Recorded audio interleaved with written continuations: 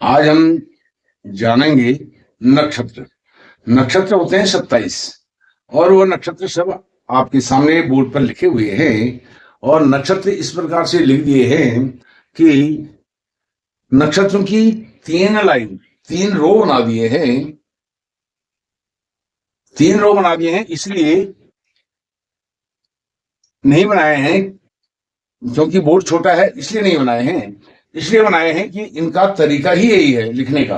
27 नक्षत्र हैं तो 3 लाइनों में इनको लिखा जाता है, 3 रो में 9 नक्षत्र करके लिखे जाते हैं। और यह क्यों लिखे जाते हैं, जब आप इनका अध्ययन करेंगे तो धीरे धीरे आपको इसका पता चलेगा, आभास होगा कि यह 9 नक्षत्र की एक लाइन, अगली 9 की दूसरी लाइन, अगली तीसरे जो लाइन होती है अगले 9 नक्षत्र की, वो ऐसे क्यों लिखा जाता है। सबसे पहले आपको बता देता हूं नक्षत्रों के नाम, फिर इनके शॉर्टकट जानने के तरीके भी हम जानेंगे। नक्षत्र को किस प्रकार से याद करें शॉर्टकट फॉर्मूले से, वह भी आपको बताऊंगा। सबसे पहले पहला नक्षत्र अश्विनी, भरणी, कृत्तिका, रोहिणी, मृगशिरा, आद्रा, पुनर्वसु, पुष्य, आश्लेषा। अश्विनी से लेकर के आश्लेषा तक यह जो 9 नक्षत्र हैं, इन्हीं 9 नक्षत्रों से 4 राशियां कंप्लीट होती हैं, मेष राशि से लेकर के कर्क राशि तक। तो यह एक राशि खंड बनता है। 3 राशि खंड होते हैं पूरे भचक्र में। भचक्र होता है राशि चक्र या नक्षत्र चक्र। 27 नक्षत्र या 12 राशियां एक ही बात होती है। तो 27 नक्षत्रों का जो चक्र होगा, 12 राशियों का जो चक्र होगा, उसी को भचक्र कहेंगे। तो एक राशि खंड अश्विनी से लेकर के आश्लेषा पर्यंत यह पूर्ण हो जाता है। आश्लेषा, और फिर जहां अश्विनी लिखा है उसी के ठीक सामने मघा लिखेंगे, 10वां नक्षत्र। 10वां नक्षत्र मघा, पूर्वा फाल्गुनी, उत्तरा फाल्गुनी, और फाल्गुनी के नीचे मैंने डॉट डॉट कर दिया है, उसका मतलब है उत्तरा फाल्गुनी, हस्त, चित्रा, स्वाति, विशाखा, अनुराधा, ज्येष्ठा। यह 9 नक्षत्र दूसरी लाइन में आ गए। तो दूसरा राशि खंड यहां पर तैयार हो गया, कंप्लीट हो गया। अब 9 नक्षत्र आश्लेषा पर, 18 नक्षत्र ज्येष्ठा पर हमारे पूर्ण हुए हैं। अब इसमें एक बात आपको और बताता हूं कि चलिए आगे बताऊंगा, पहले अगले राशिखंड पर चलते हैं। यहां पर ज्येष्ठा में दूसरा राशिखंड कंप्लीट हुआ है। तीसरा राशिखंड मूल से आरंभ होगा और रेवती पर समाप्त हो जाएगा, पूर्ण हो जाएगा। मूल, पूर्वाषाढ़ा, उत्तराषाढ़ा, श्रवण, धनिष्ठा, शतभिषा, पूर्वा भाद्रपदा, उत्तरा भाद्रपदा, रेवती। अभी मैंने इनके नंबर आपको नहीं बताए। अब ये जो नंबर लिखे हैं, अश्विनी का 1, भरणी का 2, कृत्तिका का 3, रोहिणी का 4, मृगशिरा 5, आद्रा 6, पुनर्वसु 7, पुष्य 8, आश्लेषा 9। इसका मतलब क्या है, जिस नक्षत्र का जो नंबर है वही नंबर से हमें जानना है, वही नंबर उसके लिए लिखना है। यह नहीं कि कोई भी नंबर कहीं भी उठा के किसी भी नक्षत्र के सामने रख दें, ऐसा नहीं होगा। जैसे 8 नंबर का नक्षत्र क्या होगा हमें याद होना चाहिए, पुष्य होगा। 5 नंबर का नक्षत्र क्या होगा, मृगशिरा होगा। इस प्रकार से हमें यह सब याद करने पड़ेंगे नंबर वाइज। 27 नक्षत्रों में कौन से नक्षत्र का क्या नंबर है। जैसे श्रवण नक्षत्र है, उसका 22 नंबर है, रेवती का 27 नंबर है, मघा का 10 नंबर है। यह हमें याद होना चाहिए। उसी प्रकार से अब आपको एक शॉर्टकट तरीका इसका और बताता हूं। जो अश्विनी का नंबर होगा वही नंबर मघा का होगा। समझ लीजिए, आप कहेंगे कैसे हो जाएगा। अश्विनी का 1 नंबर है, मघा का 10 है, मूल का 19 है, तो इन तीनों का नंबर 1 होगा। 1 कैसे होगा, अश्विनी का तो 1 है ही है, और जो मघा है उसका 10 है। अंक ज्योतिष के अनुसार यदि हम रीडिंग करें तो 10 कोई अंक नहीं होता है, 1 से लेकर के 9 तक ही अंक होते हैं। तो 10 का मतलब 1, और यह हो गया 9 1 10, यह भी 10 हो गया, इसका मतलब 1। तो अश्विनी, मघा और मूल का नंबर हम जानेंगे शॉर्टकट में 1 होगा। यदि 10 नंबर मघा लिखा है और मूल 19 नंबर लिखा है तो समझ लेना चाहिए कि मेष राशि में जो पहला नक्षत्र आता है अश्विनी, उसका भी 1 नंबर होगा। अब इसमें सबसे जो इम्पोर्टेंट बात है, बहुत महत्वपूर्ण बात है, वो समझने की है। जैसे अब आप किसी को भी ले लें, भरणी का 2 है और पूर्वा फाल्गुनी का भी 2 हो जाएगा। कैसे? 1 1 11 है ना, 11 का 1 1 2 हो जाएगा। उसी प्रकार से पूर्वाषाढ़ा का 20 है तो 0 हट जाएगा तो 2 रहेगा। अब इसमें इसी प्रकार से आप नंबरों को कहीं भी मैच करेंगे, जिसके सामने जो लिखा है 5 है, 4 1 5 3 2 5, 6 है, 5 1 6 4 2 6, 7 6 1 7 5 2 7, 8 7 1 8 6 2 8, 9 8 1 9 7 2 9। इस प्रकार से यह नंबरों का खेल है। यह आपको पूर्ण कंप्लीट रूप से नक्षत्रों के क्रम वाइज उनके नंबर से उनके नाम याद होने चाहिए। अब इनको याद कैसे करेंगे वो भी बताऊंगा, लेकिन इसमें जैसे आपको बोला जाएगा 19 नंबर का नक्षत्र, 19 का नक्षत्र क्या होगा? मूल होगा। बोलेंगे 19, लिखेंगे मूल, या लिखेंगे मूल और बोलेंगे 19। 19 जो पुराने टाइप की जन्म पत्रियां होती हैं, कुंडलियां होती हैं, उनमें नक्षत्र 20, राशि 10, अंश के 8, इस तरह से कुछ लिखा रहता है। तो वह जो कैलकुलेशन है ना, ज्यादा लिखना नहीं पड़ता है उसमें। जो ज्योतिषी होता है वह अपनी उंगलियों पर ही सारी कैलकुलेशन कर देता है। तो यह होता है अभ्यास से, गुणन करने से, अध्ययन करने से, अभ्यास करने से, प्रैक्टिस करने से। आप भी प्रैक्टिस करेंगे तो आपको भी जल्दी समझ में आ जाएगा।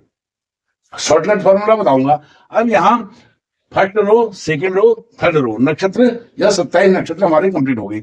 अब जो विंशोत्तरी दशाएं होती हैं, जो 120 वर्ष की दशाएं चलती हैं, अवस्था तो 120 वर्ष होती नहीं है, लेकिन 100 वर्ष की अवस्था कलयुग में बताई गई है। तो 120 वर्ष की अवस्था नवग्रहों की होती है। किसी भी व्यक्ति के जीवन काल में नवग्रहों की जो विंशोत्तरी दशाएं होंगी वह 120 वर्ष की होंगी। तो उसी प्रकार से अश्विनी, मघा और मूल, इन 3, अब ग्रह तो 9 है, नक्षत्र 27 है, तो इसलिए भी इनको 3 रो में लिख दिया है।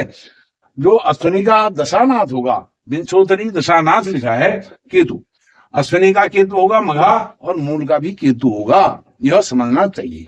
तो 1 नंबर नक्षत्र, 10 नंबर नक्षत्र और 19 नंबर नक्षत्र का दशानाथ, विंशोत्तरी दशानाथ केतु होगा।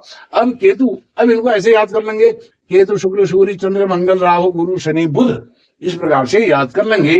केतु शुक्र सूर्य चंद्र मंगल राहु गुरु शनि बुध, इस प्रकार से केतु से आरंभ होगी महादशा और बुध पर समाप्त होगी। किसी बालक का जन्म मान लीजिए अश्विनी नक्षत्र में हुआ है तो वह केतु महादशा में उसका जन्म हुआ है, मघा में हुआ है, मूल में हुआ है तो केतु में हुआ है। इन 3 नक्षत्र में अश्विनी, मघा, मूल, किसी भी एक नक्षत्र में यदि किसी का जन्म हुआ है, बालक हो, बालिका हो, नवजात बालक का, तो उसका दशानाथ, दशा आरंभ, दशा कौन सी रहेगी जन्म समय में? केतु रहेगी। उसी प्रकार से यदि भरणी, पूर्वा फाल्गुनी, पूर्वाषाढ़ा में किसी का जन्म हुआ है, शुक्र की महादशा में उसका जन्म हुआ है। अब कितनी उसकी बीत गई है, कितनी बैलेंस है, वह एक अलग विषय है। भोग्य और भुक्त उसको दशा कहते हैं। कितने भोगने योग्य है और कितने और बीत चुकी है। इस प्रकार से यह सब दशाओं के दशानाथ होते हैं। जो नवग्रह है, नवग्रह है वही नवग्रहों को अलग अलग दशा दे दी गई है। अब केतु है 7 वर्ष की महादशा है, शुक्र 20, सूर्य 6, चंद्र 10, मंगल 7, राहु 18, गुरु 16, बुध 17, शनि 19 और बुध 17। इस प्रकार से इनका कैलकुलेशन जोड़ करेंगे, कैलकुलेट करेंगे तो यह 120 वर्ष आती है। इसी प्रकार से सबसे जो कम दशा वर्ष होते हैं, महादशा वर्ष, वो होते हैं सूर्य की। सूर्य के कितने होते हैं? 6 वर्ष महादशा की। अब सूर्य किसमें, किसी का उत्तर फाल्गुनी और उत्तराषाढ़ा नक्षत्र में किसी का जन्म होगा, सूर्य के नक्षत्र में उसका जन्म होगा, तो वह बालक का जन्म किसमें होगा? सूर्य में, सूर्य की महादशा के वर्षों में उसका जन्म होगा। अब इसी प्रकार से मैं आपको बता दूंगा, ये तो विंशोत्तरी दशा भी आपने जान ली। 3 नक्षत्र, कोई भी 3 नक्षत्र होंगे सामने सामने वाले, एक ही सेम नंबर वाले, तो सेम नंबर, जैसे 3 है 21 है, 3 है 12 है 21 है, तो इनकी महादशा का एक ही स्वामी होगा, कोई भी एक ग्रह जो होगा वही एक होगा, 3 होगा। अब इसका एक शॉर्टकट फॉर्मूला भी आपको बता देता हूं नक्षत्रों को याद करने का। विंशोत्तरी दशा नाथ आपने जान लिए, इसको मैं हटा दूंगा।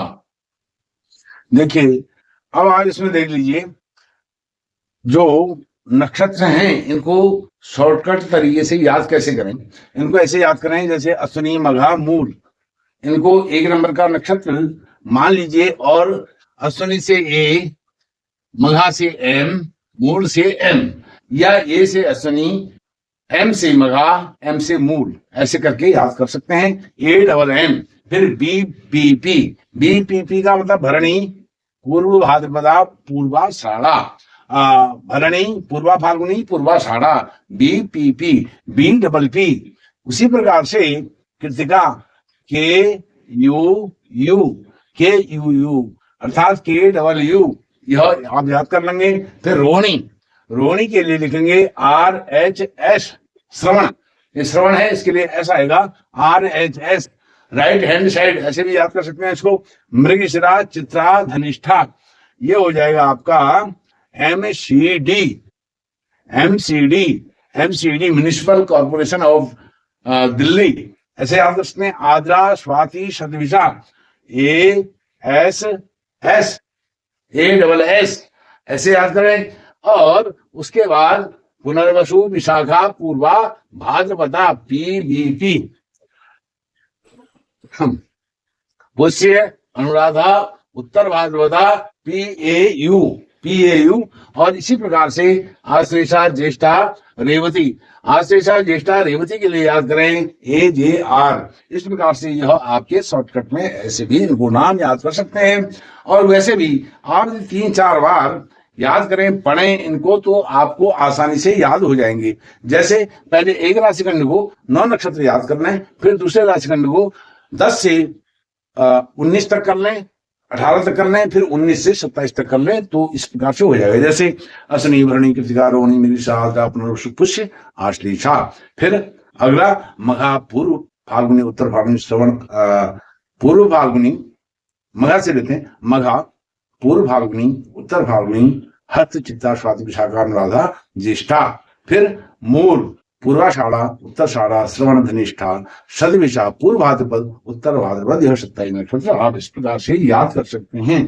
पहले 4 नक्षत्र याद कर लीजिए, फिर अगले 4 कर लीजिए, फिर अगले 4 कर लीजिए, या 3-3 करके कर लीजिए, जैसे भी आपको सुविधा हो उसके अनुसार आप याद कर लेंगे तो याद हो जाएगा। फिर यह जो अंकों का खेल है, इससे हिसाब से भी आप इधर अपने बुद्धि विवेक से भी कुछ सूत्र फॉर्मूले आप बना सकते हैं, और किसी कहानी के रूप में भी इसको आप डेवलप कर सकते हैं। और नक्षत्रों का नाम याद होना बहुत जरूरी है, बहुत जरूरी है। और यह तो एक वैसे बेसिक फॉर्मूला कहीं है नहीं, यह अपने मन से बनाया हुआ फॉर्मूला है।